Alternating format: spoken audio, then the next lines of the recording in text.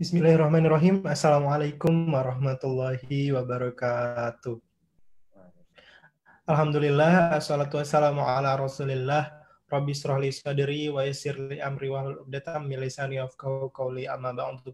Puji syukur kita panjatkan kehadirat Allah Subhanahu wa taala atas nikmat sehat yang sudah Allah anugerahkan kepada kita hingga pada malam hari ini, sehingga kita dapat berkumpul di malam ke-16 Ramadan 1441 Hijriah.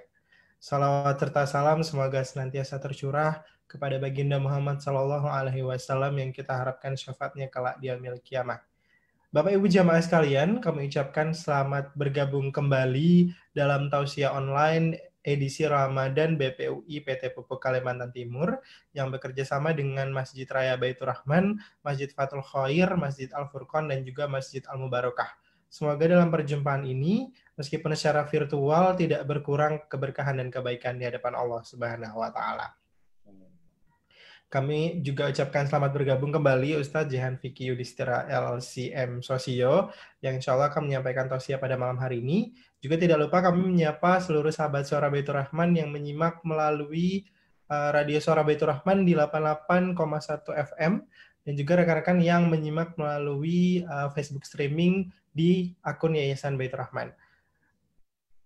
Sudah 15 hari Ramadan berlalu, mudah-mudahan Allah Subhanahu wa taala menerima amal ibadah Ramadan kita.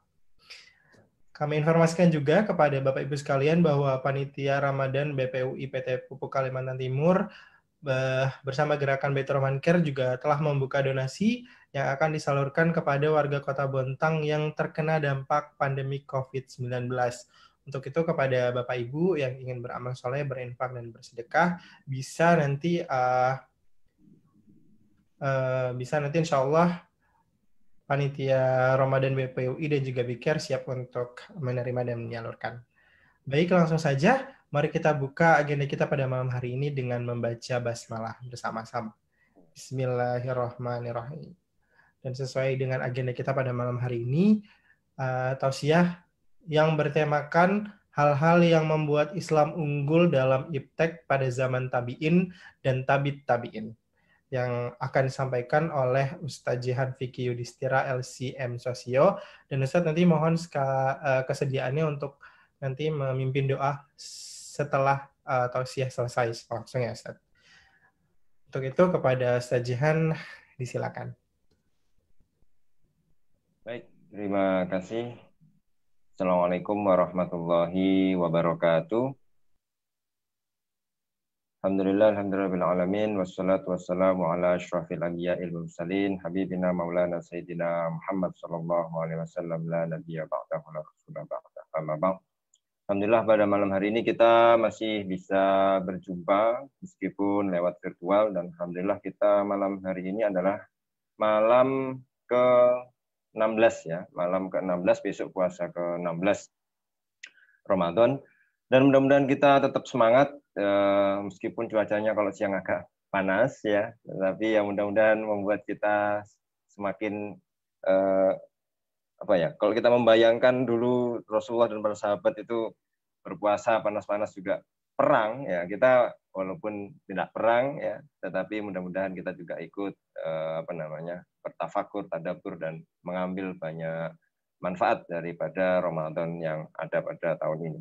Memang Ramadan tahun ini berbeda dengan tahun-tahun sebelumnya ya, jadi sehingga beberapa kegiatan yang bisa kita laksanakan dulu memang adalah bisa lebih leluasa. Sekarang ya mudah-mudahan tetap kita laksanakan ya, tetapi mungkin dengan banyak keterbatasan, tidak seperti yang seperti dulu ya.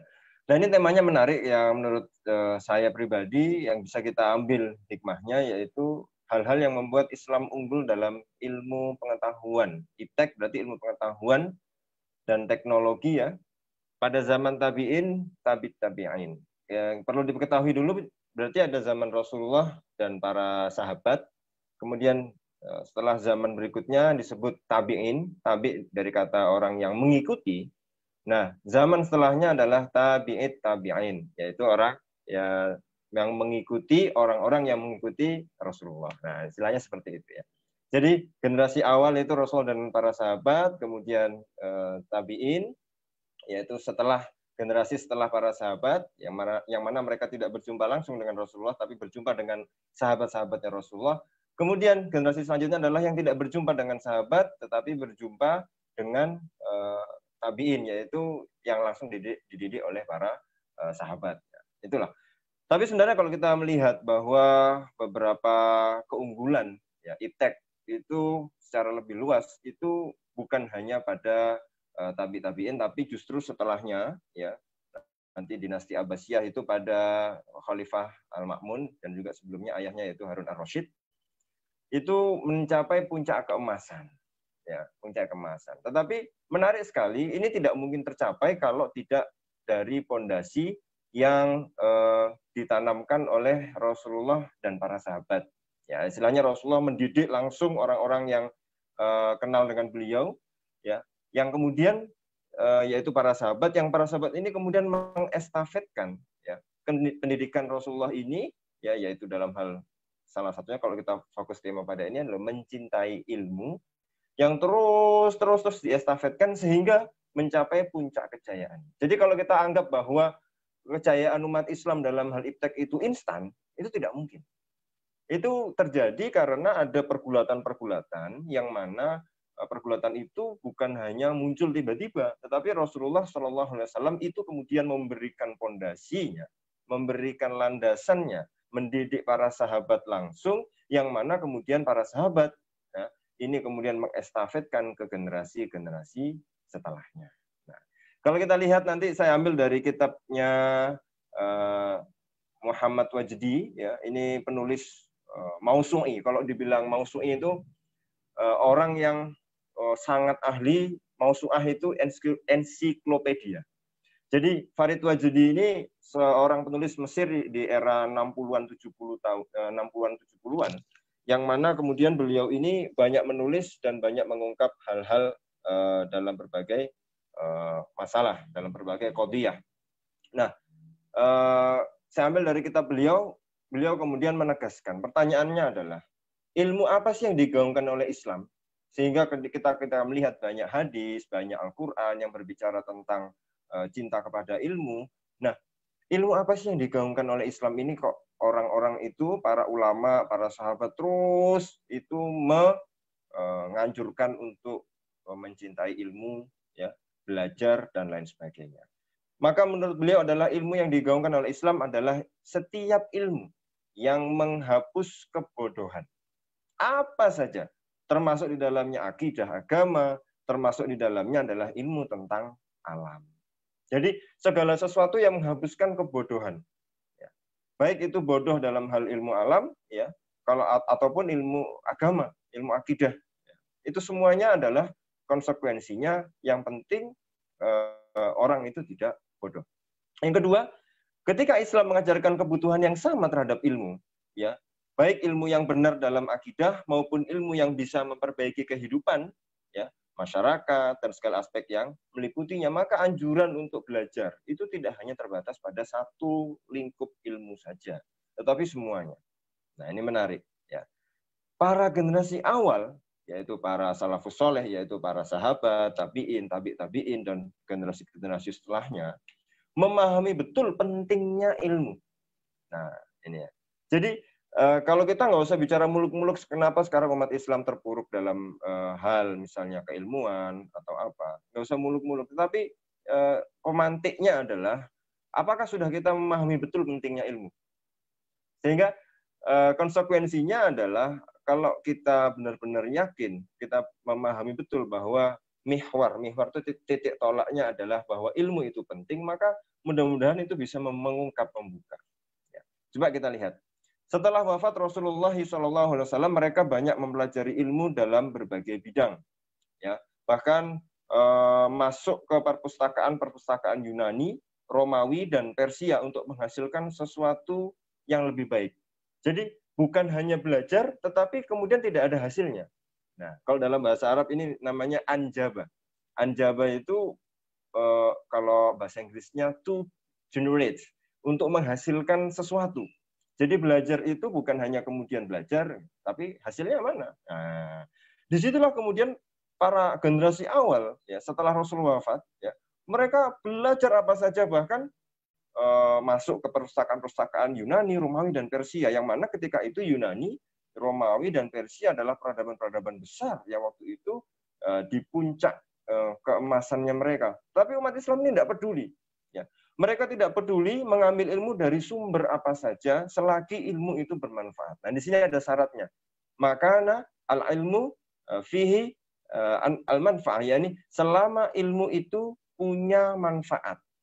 Jadi bukan sembarang ilmu kemudian malah justru tidak ada manfaatnya, tidak. Tetapi yang benar adalah siapa saja, kepada siapa saja kita belajar selagi ilmu itu bermanfaat, mendatangkan manfaat. Kenapa? Karena ketika itu bermanfaat, kita pelajari akan kembali kepada umat Islam itu sendiri. Mereka nggak segan untuk belajar kepada pakarnya, meskipun berbeda agama. Karena waktu itu Islam masih pelan-pelan nyampe sana, ya, masih dalam proses. Nah, kaum muslimin di masa lalu sangat memperhatikan ilmu. Pertanyaannya, adakah satu peradaban yang kita catat dalam sejarah, ya, peradaban manusia, yang ketika perang, kelompok yang menang, ya, mensyaratkan kepada kelompok yang kalah, apa itu syaratnya? Untuk menyerahkan perpustakaan ilmiah miliknya. Ini terjadi ketika waktu itu, kalau nggak salah, itu dalam perang lawan Romawi dalam satu kota. Jadi para kaum muslimin ketika itu mengisyaratkan, oke, kita besok perang, tapi kalau aku menang, perpustakaan itu menjadi milik kaum muslimin. Disetujui, oke. Nah, itu peradaban mana yang pernah tercatat dalam sejarah ketika perang itu syaratnya adalah apa? Meminta perpustakaan ilmiah. Perpustakaan di dalamnya banyak terdapat ilmu. Ya, itu terjadi pada masa Khalifah Al-Ma'mun, yang mana mensyaratkan Romawi untuk menyerahkan perpustakaan milik Romawi. Romawi setuju, dan ketika kalah, ya dia harus patuh bahwa dia menyerahkan perpustakaan. Nah, ada yang menarik dari pendapat, kalau kita misalnya mengambil pendapat-pendapat orang Islam sendiri, nanti dikira tidak proporsional, tidak objektif. Ini sangat subjektif karena mengambil pendapat-pendapat dari orang Muslim sendiri. Kita lihat dari pendapat seorang ilmuwan barat, seorang profesor dari New York University. Namanya adalah John William Draper. Menceritakan, ya, beliau meneliti. Ya, dia profesor ini menceritakan kegigihan umat muslim dalam mencari ilmu. Ya, nanti kalau cari di Wikipedia ada, ya, John William Draper. Ya. Nah, dalam bukunya yang berjudul History of the Conflict Between Religion and Science, yang ditulis tahun 1874. Berarti ini abad ke-19, ya. Beliau kemudian menulis buku itu, apa? Sejarah konflik antara agama dan sains. Kita tahu bahwa di barat itu pernah terjadi konflik, ya, bagaimana sains itu dan agama konfliknya berlarut-larut. Ya, tetapi profesor ini kemudian dalam penelitiannya mengungkapkan bahwa umat muslim sangat sibuk dengan ilmu di masa awal setelah wafatnya Rasulullah SAW. Jadi bukan kemudian hanya nanti dinasti Abbasiyah saja terus tiba-tiba orang cinta ilmu, enggak. Pondasinya adalah ketika dimulai dari Rasulullah SAW. Ya, nanti kita bahas sedikit. Ternyata sejak zaman Rasul itu sudah ada orang-orang yang memang disuruh oleh Rasulullah belajar ilmu-ilmu yang notabene itu adalah ilmu-ilmu eksak. Nanti kita bahas. Nah, setelah Rasulullah wafat, yaitu dengan menguasai Iskandaria. Iskandaria itu kalau kita lihat di Mesir, perbatasan dengan Laut Mediterania. Ya, nanti di utaranya Laut Mediterania itu Eropa. Nah, jadi Iskandaria itu dari kata Alexander the Great. Makanya bahasa Arabnya Al-Iskandaria. Al-Iskandar berarti Alexander, ya. Itu suatu kota yang mana pernah Romawi menguasai di sana. Nah, ketika umat muslim itu nyampe Mesir, kemudian mereka menguasai Iskandaria di Mesir tahun 638 Masehi, yaitu 6 tahun setelah Rasul wafat. Kenapa kok Iskandaria ini menjadi satu tujuan yang kemudian orang Islam berlomba-lomba saat itu untuk pengen menguasai di situ? Karena di situ ada banyak sekali ilmu pengetahuan, madrasah, dan yang sampai sekarang itu di Iskandaria ada namanya sebuah perpustakaan. Jadi perpustakaan Iskandariah itu ya kebetulan pernah juga mengunjungi di sana, itu besar sekali dan manuskrip-manuskrip kuno banyak sekali di sana. Itu bukan hanya ketika zaman modern, ternyata sejak zaman dahulu memang di Iskandariah itu terdapat satu perpustakaan yang memang kiblatnya bangsa Romawi ketika itu. Nah, ketika orang Islam kemudian sampai di sana, ya itu 6 tahun setelah Rasulullah wafat. Jadi ini kemudian Profesor William Draper ini mengungkapkan inilah umat Islam betul-betul sangat mencintai ilmu. Ya.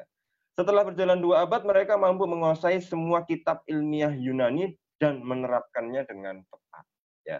Jadi ketika itu yang menjadi kiblat, ya ada Romawi, ada Yunani. Secara keilmiahan Yunani juga menjadi kiblat, dan di Iskandariah itu pertemuan antara Romawi dan Yunani, dan di situ adalah kita lihat bahwa ilmu pengetahuan sangat di kota Iskandariah itu, nanti bisa di searching bahwa di situ adalah pusat ilmu pengetahuan. Nah, disinilah kemudian menjadi babak baru, ya kalau kita mau melihat pondasinya ini, kenapa kok mereka kemudian sangat senang, sangat cinta kepada ilmu, ini landasannya nanti pada kehidupan Rasulullah SAW. Saya ambil dari kitab ini ya, Rahasia Kesehatan Rasulullah, yang ditulis oleh Dr. Ade Hasman, spesialis anestesi. Beliau ini dokter anestesi di Rumah Sakit Umum Kudungga, Kutim, ya Sangatta. Jadi mudah-mudahan nanti teman-teman kalau mau mengadakan pengajian online dengan beliau, bisa sekali. Beliau sangat concern meneliti bagaimana, kalau judul bukunya sangat bagus ini, Rahasia Kesehatan Rasulullah, meneladani gaya hidup sehat Nabi Muhammad SAW. Nah, ini cocok ketika di zaman pandemi sekarang, pandemik ini, di zaman wabah sekarang, di era sekarang, bagaimana sebenarnya kita kemudian mengkaitkan antara ilmu pengetahuan dengan ilmu kesehatan. Sangat menarik, sangat menarik. Jadi buku sahabat saya yaitu Dr. Ade ini, ya mungkin bisa menjadi rujukan kita. Bagaimana Rasulullah itu, ya mengutus seorang sahabat yang bernama Haris bin Kholadah untuk mempelajari ilmu kedokteran ke Yunani. Tetapi pertanyaannya adalah, beliau nganggur. Jadi disuruh belajar ilmu kedokteran Yunani ketika itu. Ya, waktu itu Ibnu Sina belum ada ketika zaman Rasulullah.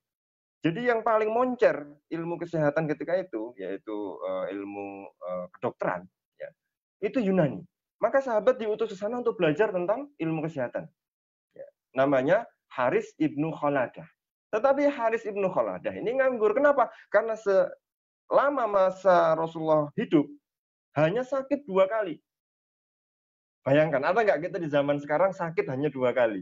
Loh, ini kan memancing betul kita untuk belajar ada apa di kehidupan Rasulullah SAW kalau kita kaitkan dengan ilmu kesehatan. Beliau, yaitu Rasulullah SAW, hanya sakit 2 kali dalam hidupnya. Yang pertama yaitu ketika desas-desus bahwa beliau diguna-guna oleh seorang Yahudi. Yang kedua, beliau melakukan bekam, ya karena termakan daging yang ada racunnya. Nah, 2 kali. Maka Harisah bin Kholadah ini nganggur. Meskipun dia menguasai ilmu tabib ketika itu, ya bahasanya dokter itu tabib, ya dari Yunani. Nah ini kalau saya ambilkan dari penelitian yang dilakukan oleh Dr. Ade Hasman dalam mengumpulkan jurnal-jurnal ilmiah, ada satu hal yang menarik yang mungkin bisa kita kaitkan dengan zaman era pandemik sekarang. Dalam International Journal of Psychiatry in Medicine dilaporkan bahwa orang yang mengaku dirinya tidak berkeyakinan agama atau tidak punya agama menjadi lebih sering sakit dan mempunyai masa hidup lebih pendek. Ya, ini ya. Menurut hasil penelitian tersebut, mereka yang tidak beragama berpeluang 2 kali lebih besar menderita penyakit usus lambung dari mereka yang beragama. Dan tingkat kematian mereka akibat penyakit pernafasan 66% lebih tinggi daripada mereka yang beragama.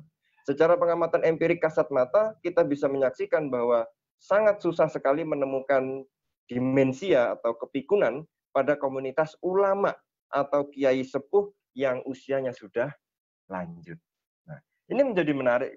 Ini menjadi menarik. Artinya begini, ketika di dalam umat Islam, nanti kita lihat ada beberapa ayat, hadis yang kemudian menganjurkan kita untuk mencintai ilmu, jelas, banyak. Tetapi korelasinya adalah, kita yakin nggak bahwa ilmu itu penting? Sehingga dari contoh yang Rasulullah itu disebut sebagai Quran berjalan, ya, atau bahasa Inggrisnya the living Quran, ya, Quran yang benar-benar hidup. Ini mengisyaratkan dari banyak sisi yang bisa kita ambil dari tema kita malam ini adalah sisi ilmu pengetahuan. Bagaimana Rasulullah itu menjadi contoh yang hidup dalam hal misalnya satu saja, kesehatan. Ini kan juga ilmu pengetahuan yang sekarang kita hadapi bersama bahwa seluruh negara kena COVID-19, kemudian banyak negara yang tidak siap.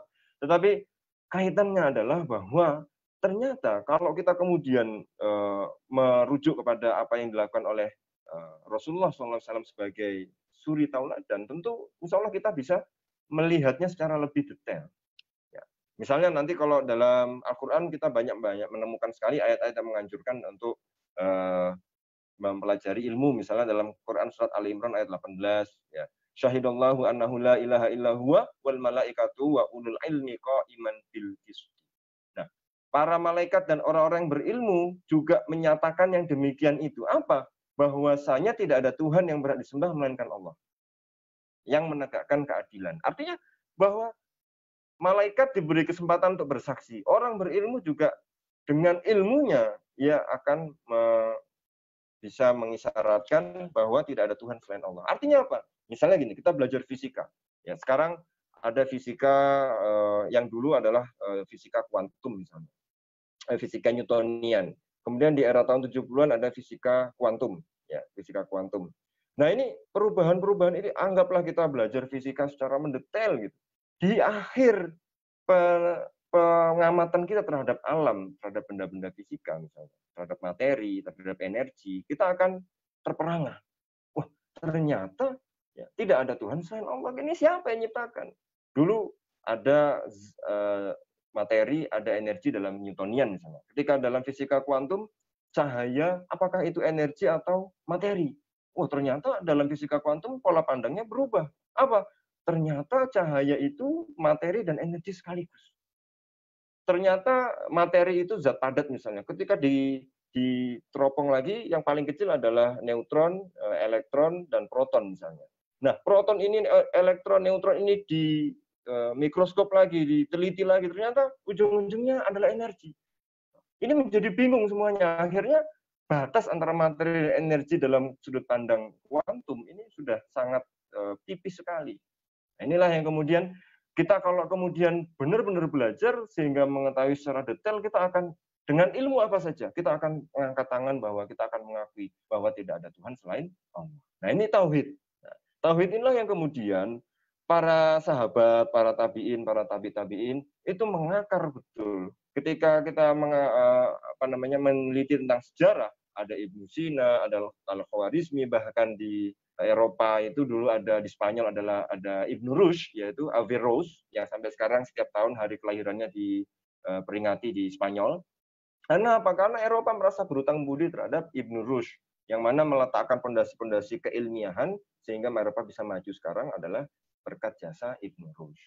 Nah, disinilah kita bagaimana ketika di dalam Al-Quran, di dalam hadis ada anjuran untuk menuntut ilmu, tetapi sudut pandang mana yang kemudian bisa membuat kita yakin sehingga kita benar-benar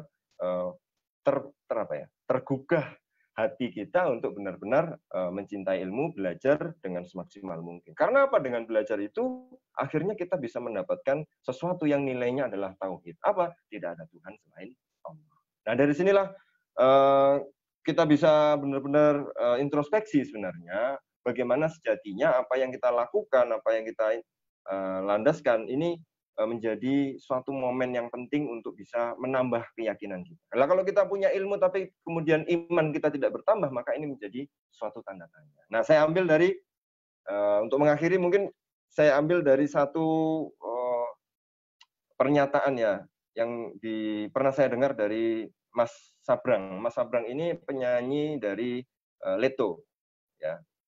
Mas Sabrang ini Noe ya. Ini meskipun dia seniman, tapi dia ngambil kuliahnya di Kanada, ngambilnya fisika. Dan dari pengamatan-pengamatan dia terhadap umat Islam sekarang, dia mengambil suatu pernyataan yang ini mungkin menjadi renungan bagi kita bersama. Umat Islam sekarang ini, ya, kita seringkali bertanya tentang sesuatu yang sudah jelas jawabannya. Tetapi terhadap sesuatu yang belum ada jawabannya, malah kita justru cenderung diam. Nah, ini menarik sekali. Kita misalnya sering berdebat tentang apa hukumnya ini, ada yang bilang boleh, tidak boleh, muter di situ aja. Bahkan setiap tahun akan ada pertanyaan-pertanyaan semacam itu. Ini kan sudah jelas jawabannya, ada yang membolehkan, ada yang tidak boleh. Ya sudah. Tetapi terhadap sesuatu yang nilainya adalah belum ada jawabannya yang harus digali, justru kita tidak bertanya. Justru kita tidak bertanya. Maka ini menjadi pertanyaan penting bagi kita, ya. Setidaknya apa yang kita lakukan ini mudah-mudahan bisa menggugah keinginan kita untuk bisa terus belajar, sehingga apapun yang kita pelajari itu hasilnya adalah tauhid, hasilnya adalah la ilaha. Mungkin itu yang bisa saya sampaikan. Ada sesi pertanyaan ya, Pak? Oh ya, oke. Silakan saya kembalikan kepada moderator. Ya, baik. Untuk Bapak Ibu yang ingin bertanya, saya persilakan untuk menekan tombol raise hand atau komentar di kolom chat. Silakan jika ada yang ingin bertanya.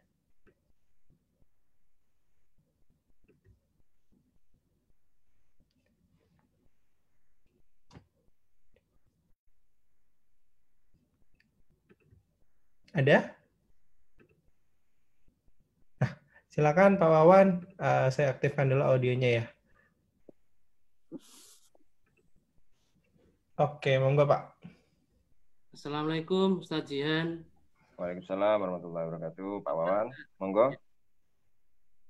Terima kasih Ustaz. Ya, jadi kalau kita lihat terkait kondisi ini ya Ustaz, terkait pandemi ini, jadi terkuak juga bahwa tindakan preventif dalam kita menghadapi wabah, salah satunya adalah sistem karantina, itu juga sebenarnya sudah menguak bahwa dari zaman Rasulullah juga hal itu dimulai seperti itu Ustaz. Jadi memang hal-hal semacam itu perlu disampaikan ke umat bahwa umat Islam ini sebenarnya yang memulai segala sesuatu keilmuan di dunia ini. Ya. Cuma memang teman-teman ataupun kita generasi muda ini kan perlu dorongan ya Ustaz terkait keilmuan khususnya yang berhubungan dengan yang dihubungkan dengan syariat Islam. Nah ini kira-kira seperti apa pandangan Ustadz Jihan terkait keilmuan-keilmuan yang memang seharusnya sudah mulai didorong untuk kita-kita sebagai kaum milenial Islam ini juga sudah mulai tertarik terhadap ilmu-ilmu yang sifatnya juga hubungannya nanti ke terhadap nilai-nilai Islam. Mungkin pandangan Ustadz Jihan seperti apa Ustadz? Baik. Ya. Oke. Terima kasih Pak Wawan. Jadi misalnya kita lihat dari karantina, ya bagaimana Rasulullah SAW memperlakukan penyakit, ya itu jangan masuk ke suatu daerah yang ada wabah dan jika di dalam jangan keluar. Nah, itu sebenarnya prinsip karantina ya sudah ada sejak zaman Rasulullah SAW. Ya ini betul sekali. Nah pertanyaannya adalah bagaimana kira-kira seperti apa keilmuan seharusnya mulai didorong, sudah mulai tertarik ilmu-ilmu sifat yang bersifatnya ke nilai-nilai Islam. Jadi ada satu pandangan sebenarnya bagaimana ini dimulai juga sudah oleh teman-teman kita, yaitu satu kata yang topiknya menarik ini menurut saya, yaitu Islamisasi ilmu pengetahuan. Nah ini sudah menarik. Jadi kalau saya berbincang, ini malah mulainya di Malaysia, di Pakistan juga sudah mulai. Bagaimana Islamisasi ilmu pengetahuan. Jadi ilmu pengetahuan yang kerap kali free value, ya, bebas nilai yang digaungkan oleh Barat, itu ternyata tidak mendatangkan akhlak yang baik, kemudian justru malah membawa orang itu tidak mengenal Tuhannya. Dan disinilah kita butuh perpaduan antara bagaimana kita sebagai orang Islam yang memahami syariat, yang memahami secara betul agama, tapi juga tidak lepas dari ilmu pengetahuan yang kemudian itu bernilai nalar. Nah pertanyaannya, apakah bisa menggabungkan antara ilmu pengetahuan dengan syariat? Bisa sekali, sangat bisa. Tetapi harus ada satu yang digarisbawahi. Nah, ilmu pengetahuan sifatnya adalah dinamis. Ilmu pengetahuan adalah sifatnya dinamis. hari ini teori ini ditemukan, besok ketika dalam penelitian lain teori itu bisa dibantah. Nah, bagaimana ketika kita mengambil satu teori itu kemudian kita cari dalilnya dalam Al-Quran atau hadis dan kita kaitkan dengan pasti. Oh, menurut penelitian ini dalilnya ini pasti itu. Jadi misalnya dalam teori Big Bang, asal mula penciptaan alam semesta. Kemudian kita cari hadisnya, kita cari ayatnya, ya, yang itu nanti ketemu misalnya. Ya. Dan itu kita pastikan ternyata teori Big Bang ini dibantah dalam penelitian selanjutnya. Ternyata ini sudah tidak berlaku lagi. Akhirnya menjadi pertanyaan apakah ayatnya salah? Ya kan tidak. Jadi dalam pengetahuan filsafat modern misalnya, itu bagaimana ketika Islam ya mempunyai acuan-acuan dan kita mengacu pada Al-Quran. Al-Quran kan sifatnya sastranya tinggi, yang punya ilmu pengetahuan dalamnya pasti jelas ada. Tetapi mengaitkan dengan pasti, ya, dengan yakin, dengan valid bahwa itu sesuai dengan penelitian-penelitian terbaru saat ini, itu mohon harus agak hati-hati. Ya. Karena apa? Bisa terjadi orang, misalnya seperti ini. Ya, saya sambil contoh lain. Oh, ternyata dalam gerakan sholat itu ada mampu menghasilkan hormon ini, bisa sendi-sendi begini. Jadi akhirnya orang yang sering sholat, melakukan gerakan sholat banyak, ya sering melakukan sholat, akhirnya jadi sehat. Nah ini bisa menjadi positif, bisa menjadi negatif. Artinya positifnya kita bisa yakin, oh bahwa memang Allah itu memerintah kita sholat, selain itu efeknya juga bisa membuat kita sehat. Tapi efek negatifnya juga ada loh. Apa itu? Orang yang malas sholat, akhirnya pengen sehat saja tapi tidak mau sholat. Akhirnya tidak wudhu, tidak niat, tapi gerakannya adalah gerakan sholat. Loh, saya menjalankan medis atau ilmu pengetahuan modern bahwa gerakan sholat itu adalah sehat. Akhirnya orang-orang yang seperti ini tidak mau sholat. Tidak wudhu, tidak niat, tidak baca apa-apa, tapi gerakannya gerakan sholat. Dia pengen ngambil sisi sehatnya. Nah, ini kan menjadi negatif akhirnya. Nah inilah yang bagaimana tugas kita sebenarnya menyinkronkan bagaimana apa yang ada di penelitian-penelitian modern itu kita kaitkan dengan Al-Quran boleh, kita kaitkan dengan hadis boleh, tetapi jangan kaitannya itu adalah kaitan yang sangat sempurna atau betul-betul ajak. Karena apa?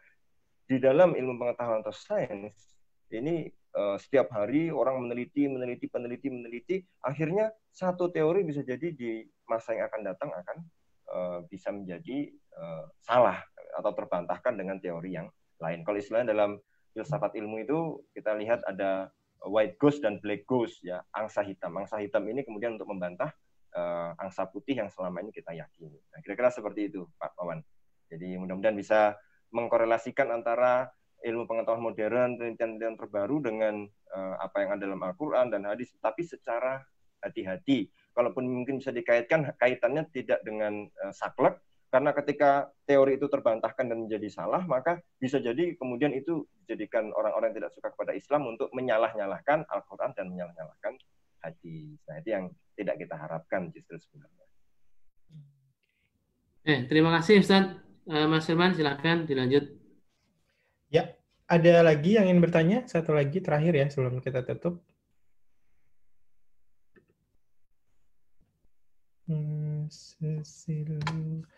Kita cek yang di Facebook juga. Silakan teman-teman yang lagi nyimak di Facebook juga bisa bertanya melalui kolom komentar. Nanti akan saya bacakan. Aduh. Ada fisika yang dulu adalah fisika kuantum. Cukup ya? Sudah tidak ada? Oke, mungkin bisa ditutup Ustadz. Kita doa bersama dulu. Mohon kesediaannya untuk memimpin doa. Silakan Ustadz. Baik, terima kasih Mas Firman. Sebelum kita berdoa, mari kita beristighfar 3 kali. Astagfirullahaladzim, astagfirullahaladzim, astagfirullahaladzim. Amin, amin, rabbil alamin. Asyhadu an la ilaha illallah wa asyhadu anna muhammadar rasulullah. Shalli ala sayyidina Muhammad wa ala ali sayyidina Muhammad. Alhamdulillah rabbil alamin. Allahumma fil mu'minina wal mu'minat wal muslimina wal muslimat al ahya'i minhum wal amwat. Allahumma nawwir qulubana wa afkarana kama nawwartal arda was samawati bi nuri syamsika wa qamarika abadan abadan ya arhamar rahimin. Allahumma aslihna dinana alladhi wa ismatu amrina wa aslihna dunyana allati fiha ma'ashuna wa aslihna akhiratana allati ilaiha ma'adina wa ja'alil hayata ziyadatan lana min kulli khair wa ja'alil mauta rahatan lana min kulli syarr Rabbana zalamna anfusana wa illam taghfir lana wa tarhamna lanakunanna minal khasirin. Rabbana atina fid dunya hasanah wa fil akhirati hasanah wa qina adzabannar. Subhana rabbika rabbil izzati amma yasifun wa salamun alal mursalin walhamdulillahi rabbil alamin. Bismillahil Fatihah. A'udzubillahi minasyaitonir rajim. Bismillahirrahmanirrahim.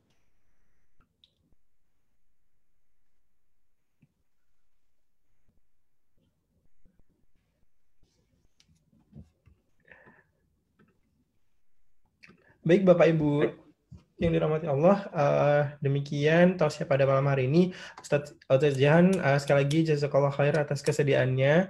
Semoga menjadi amal soleh di hadapan Allah Subhanahu wa taala. Amin amin ya rabbal alamin. Tidak lupa juga kami haturkan terima kasih kepada seluruh jamaah Bapak Ibu sekalian yang sudah menyimak kajian pada malam hari ini, baik melalui aplikasi Zoom, fanpage Facebook maupun di Radio Suara Baitur Rahman 88,1 FM. Semoga Allah Ta'ala menerima segala amal Ramadan kita. Kami informasikan juga untuk agenda besok sore ada talk show online bertema Ramadan menumbuhkan kepekaan sosial yang insya Allah akan diisi oleh Ustadz Irwansyah Al-Maidani LCMA dari Jakarta. Besok hari Sabtu 9 Mei 2020 jam 4:30 sore di link dan ID dan password yang sama.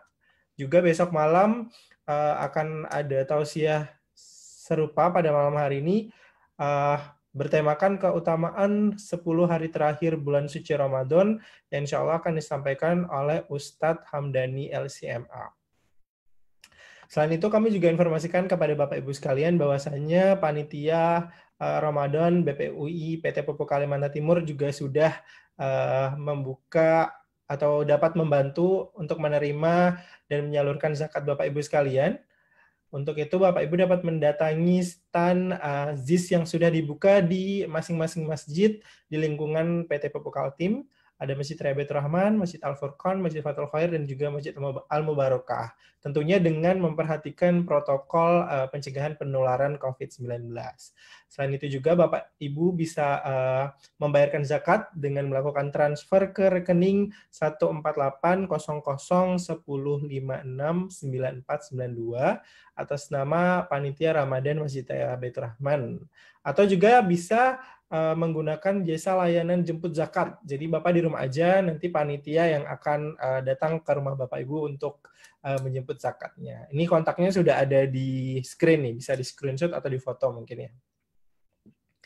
Dan kami informasikan juga bahwa jadwal imsakiyah untuk Kota Bontang dan sekitarnya besok hari ke-16 Ramadan adalah pukul 4:36 dan maghrib 35 menit, dan maghrib berbuka jatuh pada pukul 18:13 waktu Indonesia bagian tengah. Jangan lupa besok malam kita akan kembali berjumpa di jam yang sama, jam 8:15 waktu Indonesia bagian tengah. Dan juga kami mengharapkan saran dan masukan dari Bapak Ibu sekalian yang dapat diisi di link tini.cc/feedback-mbr-bontang. Baik, mudah-mudahan kondisi ini segera berakhir ya. Mudah-mudahan Allah hilangkan pandemi virus COVID-19 ini. Allah sehatkan kita semua sehingga kita kembali dapat sholat berjamaah di masjid dan berkumpul dalam majelis-majelis yang Allah Subhanahu wa taala berkahi. Sekali lagi Ustaz Jihan, jazakallah khair. Bapak Ibu sekalian, terima kasih banyak. Rekan-rekan panitia juga terima kasih. Mohon maaf apabila ada kekurangan. Sampai jumpa besok sore jam 4:30.